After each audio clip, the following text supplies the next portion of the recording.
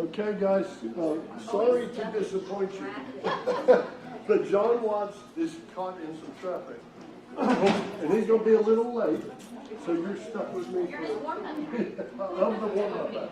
Exactly.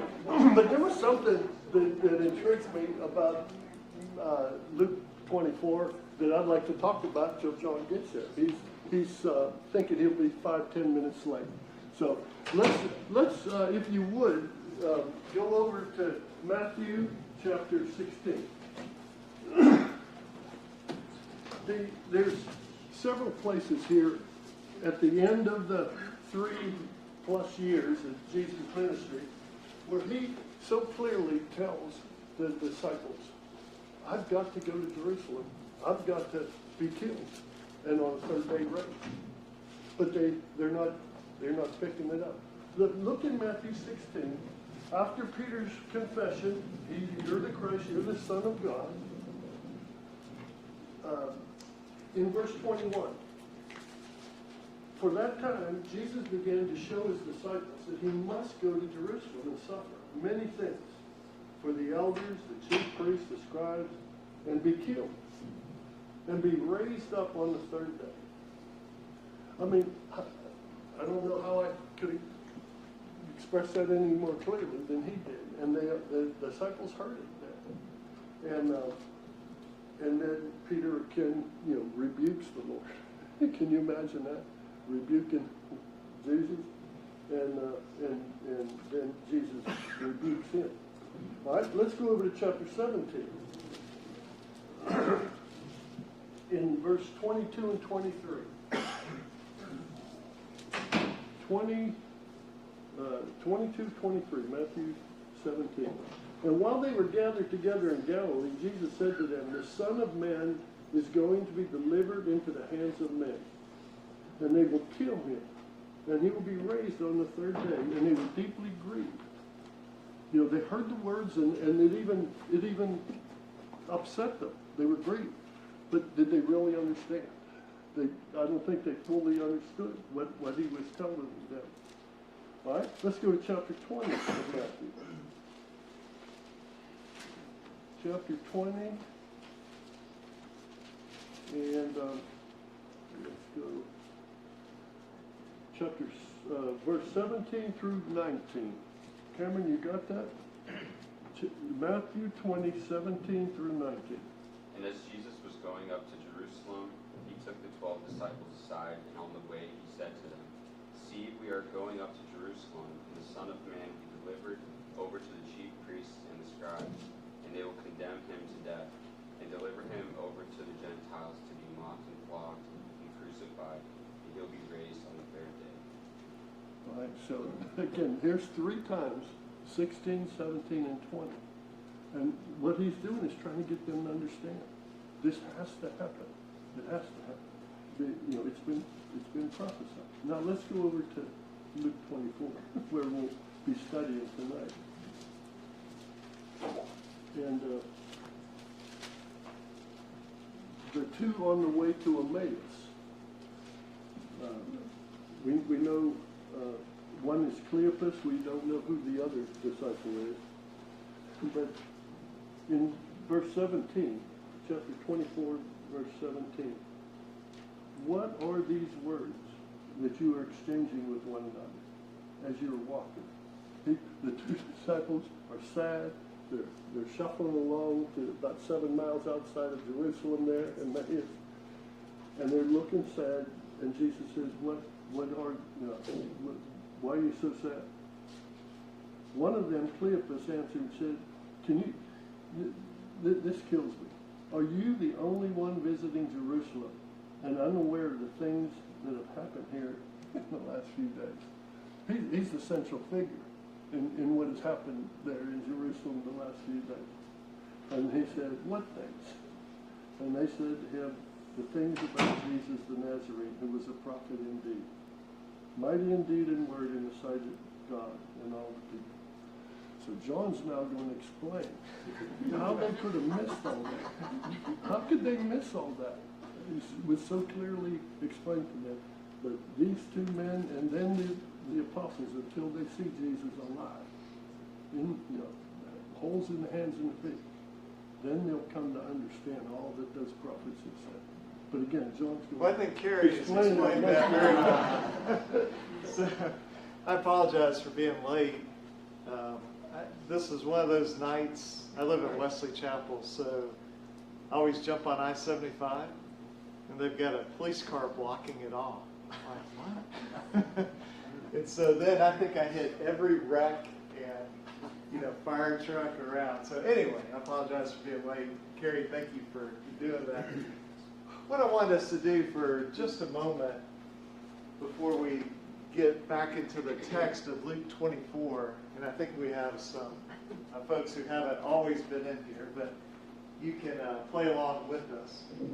So a friend of mine in Huntsville says when he teaches a class, he wants it to have some shelf life. And what he means by that is after you're done with the class, then later on, do you remember anything from it? Or is it like, oh, I forgot that? And not that we remember every detail, but it's helpful when we go through a book and somebody says, hey, what's that book of Hebrews about? And we go, oh, I can remember something about don't go back, or what's Ephesians about? And I want us to take just a moment and then we'll finish up chapter 24. But what are some things that we have talked about in this class? And either maybe it was something new, or more likely something that you knew and you've been reminded of that is just interesting from the book of Luke. It doesn't have to be some great theological principle or truth. Just something, some details maybe that you go, oh, I never thought of that, or I, been reminded of this. I know there are times when I'm reading, I don't have a physical Bible, so I'll just hold this up. I'm reading the Bible, and I go, wait a minute. I've read that story like 100 times. They just added a new detail to it. Like I've never noticed it. So it may be something that's new, or maybe just that you've been reminded of. So what are some interesting things that you picked up from this book of Luke? Yes, sir. How personable the angels were in the first couple chapters, and how human-like they were. Yeah, it's interesting. We've got Gabriel talking to, ultimately the parents of John the Baptist and Mary and Joseph, and they are very personable in a way, have personalities, let's say it that way. What other interesting things that we've covered? Yes, sir. It's classes like this that cause us to fall in love with Jesus Christ and open our hearts to Jesus. And it's only then that the Holy Spirit can do its work of comforting and encouraging us with salvation through the free gift of God, salvation by Jesus Christ, and enjoy the peace that passes all understanding. And the Gospel of Luke has reminded me of that. Well, and that's really one of our big goals in this class, is to know more about Jesus. Because the more that we know about him, then the more we can appreciate him, that we can love him. And then particularly what we saw a chapter or two ago, where he goes into Jerusalem, he knows what's going to happen. And he chooses to do it. Yes, for all of us, but specifically, he did it for you. Each one of you, he did it for me. And so the more we know him, the more we can love him and then appreciate what he's done. What are some other, whether they're big things or little things that you've learned or been reminded of in the book of Luke? We're guessing. I would let you say, you were talking about there were some themes that we got in the book, like for example, forgiveness, how we forgive others, and how Jesus forgave, and compassion. And if you would like to maybe just remind us of those other themes, I would really be happy to put that on myself. Sure. So one thing that we talked about was there's this thread that runs through forgiveness.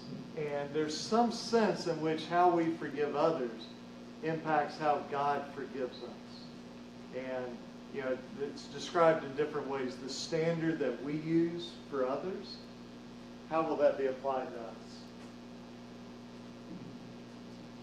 It's the same standard. So if I hold you guys to a very strict standard, then God says, okay, I'll hold you to that same strict standard. And there's another example of this. When Jesus says, if you will confess me before men, what does Jesus say he will do for us? That's us before God. Yeah, and in this particular version in Luke, he says, I'll tell the angels in heaven that you're on my side. Now, if you don't confess me, I won't do that. And we talked about why is that significant? Well, when Jesus comes back, he's coming back with the angels, and they're taking vengeance. So we really want them to know whose side we're on. So that's really important. So again, Jesus is saying, how you treat me will impact how I treat you. And so we've seen that several times through. I think somebody else had a hand. No hand, I was just going to say the compassion was, Okay, yeah, certainly the compassion. So what are some things that you have, again, either learned or been reminded of that you say this can be a practical help as you do your walk with Christ? Just going through life. What are some things we've learned? Yes? The people that he surrounded with were just ordinary people. I mean, they weren't high society, and they weren't necessarily highly intelligent either. They were just regular old people. And yet, the best in them came out. Yeah, certainly the people around Jesus, you know, they were influenced for the good by Jesus. And we can do that. We can influence others. And if we get around the right people, they can influence us. What are some other things? Gary? How Jesus didn't overlook the ones that the others overlooked, the Pharisees and others overlooked, the children, the women, the Samaritans, the tax collectors. You know, he had time for them, and he didn't blow them up. And again, for us, there's a lot of folks out there that don't have the gospel. That we need to overlook, like a lot of people do. Yeah, it's a very practical lesson. You know, we shouldn't prejudge people and say, well, this person, we wouldn't really say this, they're not worthy of the gospel, but we might say, well, they would never obey the gospel. Well, that's putting ourselves in the position of God, saying, I've decided that you don't deserve this. And that's a very dangerous position to be in. Well, what are some things that we learned in this class or we're reminded of that we can use not just for ourselves, but to help others? Maybe it's somebody at work, maybe it's family, maybe it's friends. Just what are some things that come to your mind that we've learned that we could use to help others? Yes? Somebody who is as strong as Peter was, sinned greatly. Not just an ordinary sin, but sinned greatly.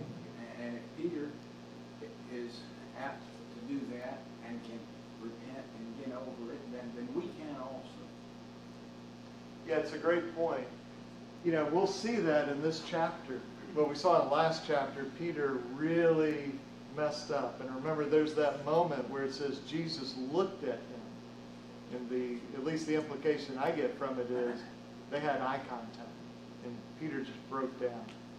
Well, he's back in this chapter. So somebody can stumble and come back. Somebody can stumble and still be very, very valuable to God. So for those of us that stumble, now if you're perfect, this won't have any application to you. But for the rest of us, this is pretty encouraging. So I'm always reminded when we say the gospel that everything Jesus did was under a magnifying glass. And even today, in us studying everything that Jesus did, and he knew that every action that he did or did not take, every word he did or did not say, had an impact on someone with him. And I think in our lives that we have to remember everything that we say, every action that we take has an impact on someone, whether it's to push them farther away from the gospel or pull them closer to God. And I think it's neat that we see how many times Jesus had an opportunity to alter and veer off the course that God had made for him, but he stayed on that course and stayed on that path to die on the cross. And there's just so many things that we've read that he's gone before people and he said the right thing. It didn't say the thing he needed. So it's just he made sure that his path kept going forward. He had a lot of power in his life, and we have that same responsibility too. Yeah, it's a good point, and we certainly can encourage each other, encourage other people to stay on the right path. And somebody says, well, I'm feeling tempted or discouraged. Well, Jesus, he certainly was tempted, and we might not say he was discouraged, but I don't know how else we would describe in the garden, where he's begging his Father to let me take some other path. And even an angel comes and strengthens him. So it shouldn't surprise us that we can feel that way. Others that we come in contact with can feel that way. We can encourage them to, look to Jesus. And not saying we'll be perfect like him, but we can strive to be like him. Thus, something that impressed me was the blind man crying out, "Son of David, heal me." I mean, what handicaps he had, but he knew that Jesus was the Son of David. He must have studied. Somebody had taught him that work and come to know that, which many others hadn't. yeah, and so here's this blind man that somebody had shared some of the truth with, or he had picked it up. And again, we can use this to encourage people, because remember the story of, this is, in Mark, we're told his name is Bartimaeus. But this is the guy that he cries out to Jesus to heal him. And what does the crowd do to this guy? Ushing, sit down, be quiet. And I don't think they were as polite as you were there. I think they were sort of yelling at this guy to, close your mouth. And so imagine the peer pressure. You're blind, you're a beggar, all these people around you are discouraging you. It would be very easy and very justifiable to say, I had no choice. Like, everybody was against me. But what does this guy do? Does he, lower his voice and say, Jesus, please? What does he do? Yeah, it says even louder. He's like, okay, you're trying to make me be quiet. I'll go another level. And Jesus saw it. And so when we see somebody that maybe has some difficulties, some disadvantages, but they are interested in Jesus, that's a story that can encourage them. That's a story that can encourage us. The text actually says he jumped up when Jesus had come. He jumped. Yeah, I think in Mark it says he threw off his cloak, which always struck me as odd. Like, seriously, how much time did that save him? Like a half a second? But he was like, I am getting to Jesus. So he's throwing off his cloak, he's jumping up, and and he didn't complain and say, well, I'm blind. Why does Jesus want me to go to him? I'll get to you, Jesus. And so that's something that we could certainly look at. So let's look at Luke 24, and I think Carrie was starting on this, but just to sort of get our bearings again. So we end 23, crucifixion of Jesus, he's buried, and we start off chapter 24. Who goes to the tomb? Women. Yeah, the women go there, and they meet a couple of guys. And what do these very interesting guys say to them?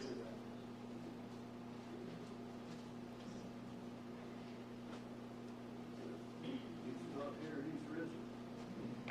Yeah, they're like, what are you doing at the place of the dead looking for somebody who's alive? Now, the obvious answer would be, well, because Jesus is dead. And their point is, well, he's not dead anymore. And so, you don't need to be here. And then they remind these women that Jesus had said, I'm going to suffer, I'm going to die, and on the third day be raised. So what happens to the women? Where did they go after that? I'll see if I can pull up the text here. So after this happens, where do they go? To the apostles, okay. And it says that they go to the 11.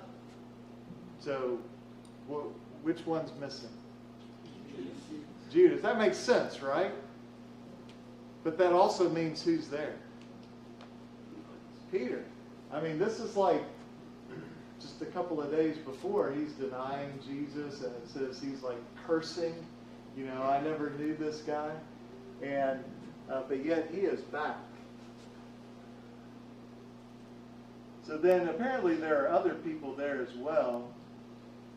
Just if I can get this to pop up.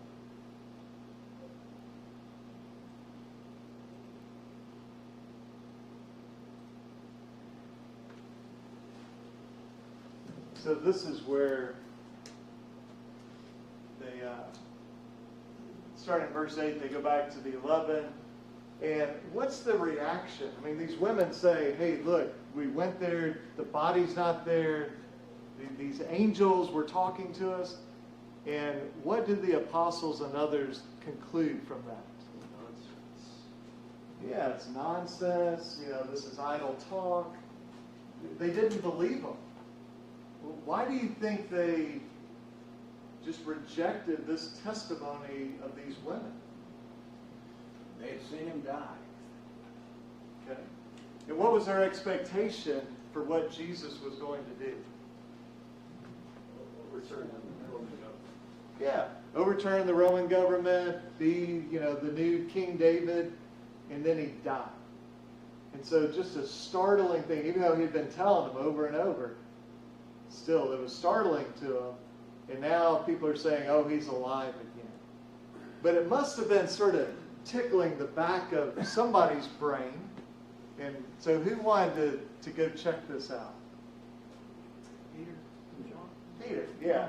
Now Luke, you know, he's not concerned about telling us about John. He just, sort of like the camera's on Peter. And it says he rose and ran to the tomb.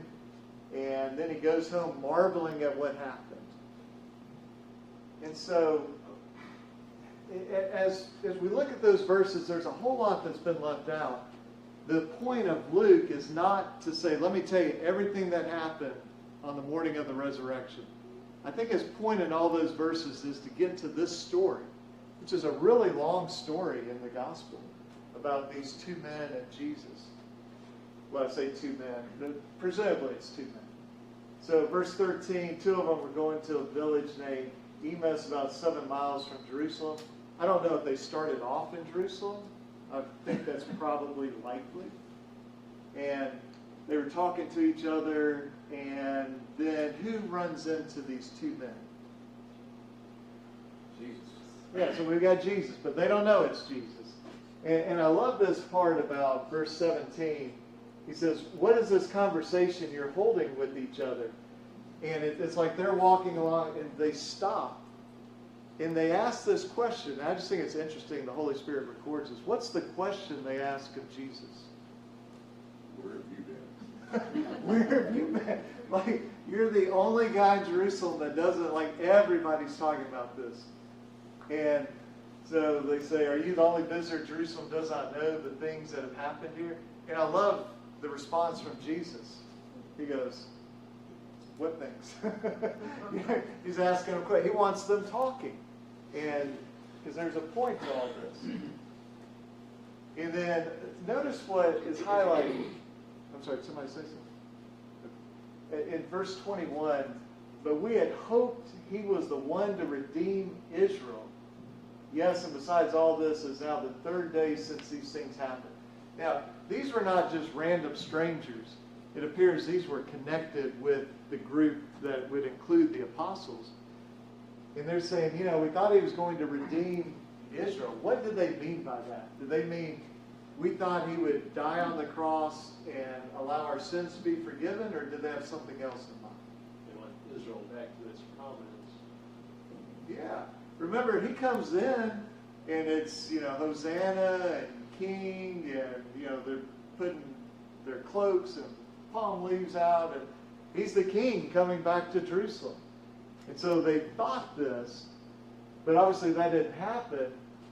And then in verse 23 it says, and some of the women went and said, he's still alive.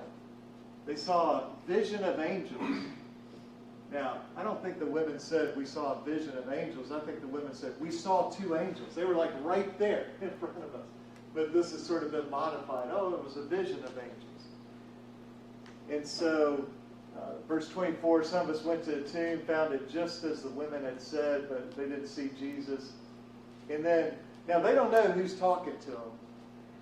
Verse 25 does not strike me as being directly out of Dale Carnegie's How to Win Friends and Influence People. You know, oh, foolish ones, and slow of heart to believe all the prophets have spoken. Exclamation mark. You know, I mean, Jesus is sort of going after them here. And was it not necessary Christ should suffer, enter his glory? And then he starts with Moses and the prophets, and he says, let me explain all this to you. That kind of calculizes everything that is, no one can fully understand it, comprehend it. They refused it over and over again after this security led the class, multiple times. And sometimes you can tell people, lay it out for them, but it's still not good enough. Yeah, and with these guys, he's talking to them, and it's interesting the reaction. So verse 28, they get to the village. Remember, this is the village about 7 miles, and then Jesus, they kind of slow down, and Jesus like, oh, I'm going to keep going.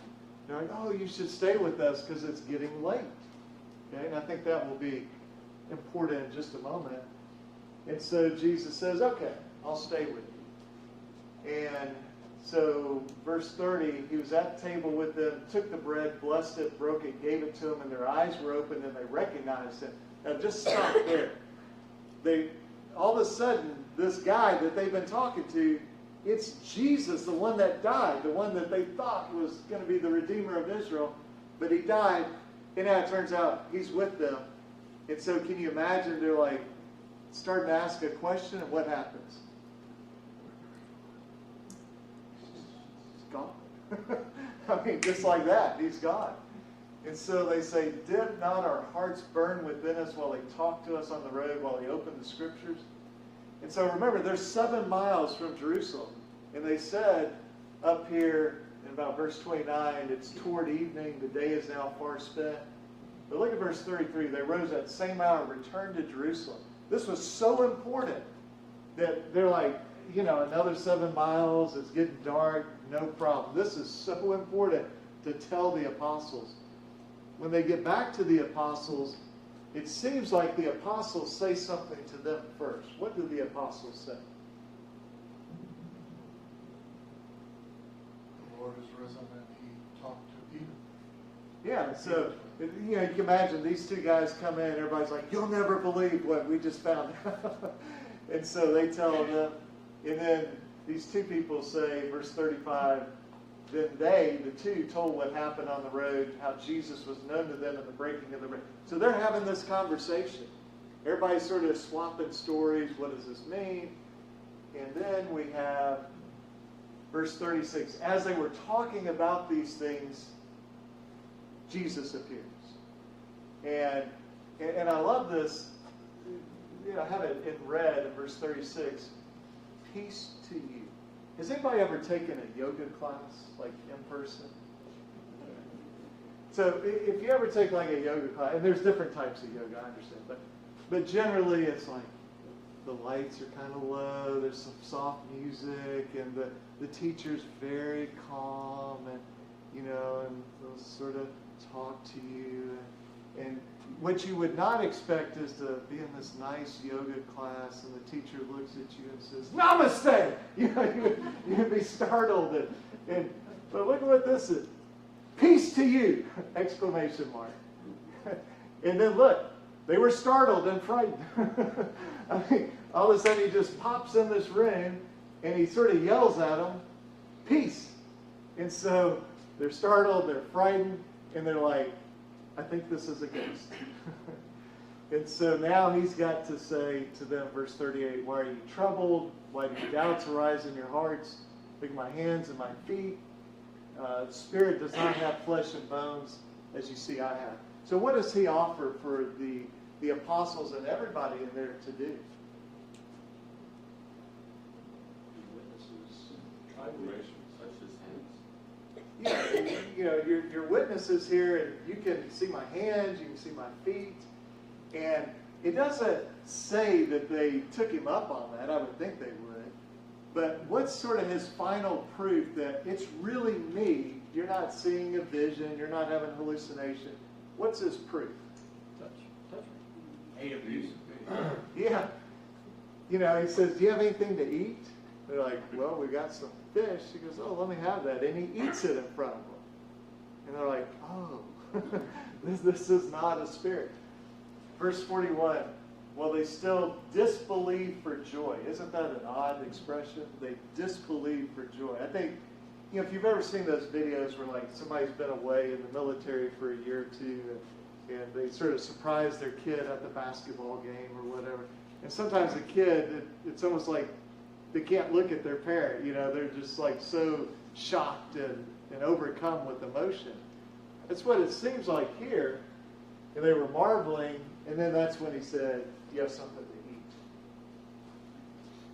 And then we get to verse 44, and he says, this is what this whole thing has been about. Look at what the Old Testament, what was written there, the law of Moses, prophets, Psalms.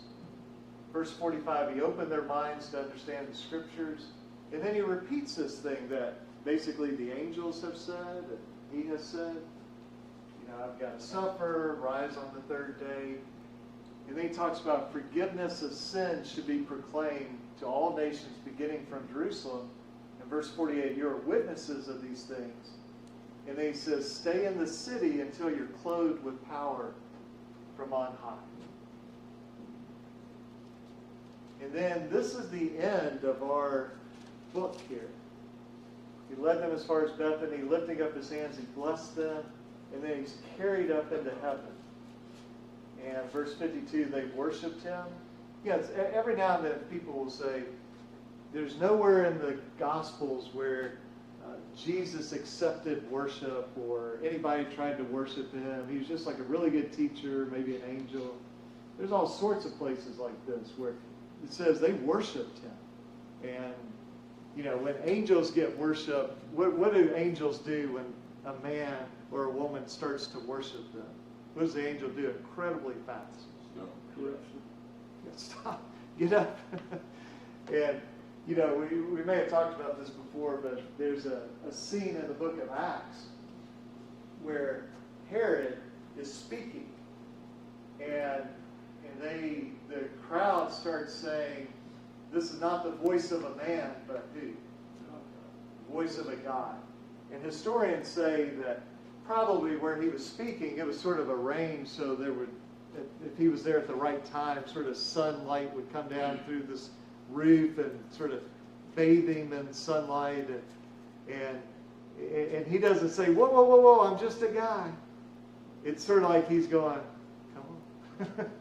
And ironically, who strikes him down? Do you remember that? I mean, ultimately it's God, but an angel strikes him. And he dies for that. Because you can't accept worship unless you're God. Well, Jesus certainly could accept worship. And so they return to Jerusalem, great joy. They're in the temple blessing God. So we'll come back in just a moment, but I want to just show you this. This is kind of like you watch a Marvel movie after the credits roll. They have like the little scene. So on the left-hand side, and by the way, I'm trying to figure out if I'm like having some medical issue or is the ring moving here or shaking. So remember, he starts off saying to this Theophilus, I'm writing you this account. Well then, if we go to Acts, he talks about in the first book. So Acts is really part 2. So if you like Luke, I would encourage you to read the sequel. It's one of the few sequels that is just as good as the original. Okay? So great stuff in the book of Acts. So let's kind of bring all this together. What's the point of Luke chapter 24? Why is that in the Bible? Why is Why does the Holy Spirit record these details about, these two people walking and Jesus talking to them and vanishing and then appearing before the disciples and saying, give me something to eat? Why is all that recorded for us? Les? And the Holy Spirit wants them to go out and communicate this message to the rest of the world. Yeah, he wants them to communicate this, and so let's admit this. It's an unbelievable story, right? Some guy died, and then he came back, and then he goes to heaven. I mean, if somebody said, hey, did I ever tell you what happened to my first cousin? See, he got hit by a truck, and then he came back to life, and then he went to heaven. You'd be like, okay. And so it's a very strange story. And so the easy way to discredit that story is to say, you just made it up. There's no evidence of that. And so we need these eyewitnesses to be able to go out and say, no, I was there. I saw him. I put my hand in his hand or his side or his feet, or I gave him the piece of food to eat and I watched him eat food. This wasn't a hallucination. How about what are some other reasons why we have Luke chapter 24? What's the value to us today of Luke 24? Yes, sir. That these men who stayed with the Lord and got all the way to the end of the day, he dies, they were so unwilling to believe the resurrection. I mean, they weren't gullible. They every time they heard it, didn't happen. And I believe, in my mind, that's a wonderful thing, because these people weren't wanting to believe this. They were fighting against it until it was overwhelming, And I think that's an important thing. These men were not gullible. They were not just ready to jump on the bandwagon and say, yeah, he was raised and all this, but they had to be convinced over and over again. They denied the women. They denied everybody else. So I think that's an important thing to me. Is I read that these men were not gullible. They were not just wanting to believe this, but they ended up believing it because it was true. I'm sure there are other reasons. To me, that is the most compelling reason to have this, is exactly what our brother has said, that they weren't expecting this to happen. Sometimes when we expect something, we sort of see it, whether it's really there or not. And so they were not expecting Jesus to come back. They were disappointed. They were heartbroken. And then when they get the first little taste of it, the women say, we saw these angels and Jesus is alive. No, I don't believe you. And just over and over. So the fact that they were convinced, you have to say it must have been truly overwhelming evidence for them. And that's good. Who's the guy we always make fun of? The apostle. We don't really know much about him. Yeah, Doubting Tommy. Boy, that guy, They all doubt. They all doubt. Yeah, how did he get stuck with that, right? He just happened to not be there that one time. But, he is doing the right thing by saying, I got to make sure. God has never asked us to just have this blind faith that, just close your eyes to the truth and don't examine it. No, he wants us to examine things. He wants us to evaluate and to weigh the evidence and then make a decision. Yes, our emotions are definitely involved. We can't read this without having our emotions involved, but he wants our mind involved as well. Karen? John, what's the difference between these 11 and later Matthias had it here, where they've denied, they've abandoned, they're hiding maybe in this upper room. I'm not sure what the reason to have a locked upper room. But these same men in Acts 2 stand up in front of probably thousands and thousands, and they say, look at your scriptures, these scriptures that he just showed them in Luke 20. He's the Messiah, and you killed him. How much courage did that take to point the finger? And what's the difference? They saw him. alive. And they had, they understood, like, putting it all together. Yeah, they saw him alive, and it really does bridge right into Acts. Because you see these people, as Carrie said, they're scared, they're disheartened. And then all of a sudden in Acts, they're like turning the world upside down. Remember, what did Paul say in, I guess it's 1 Corinthians 15?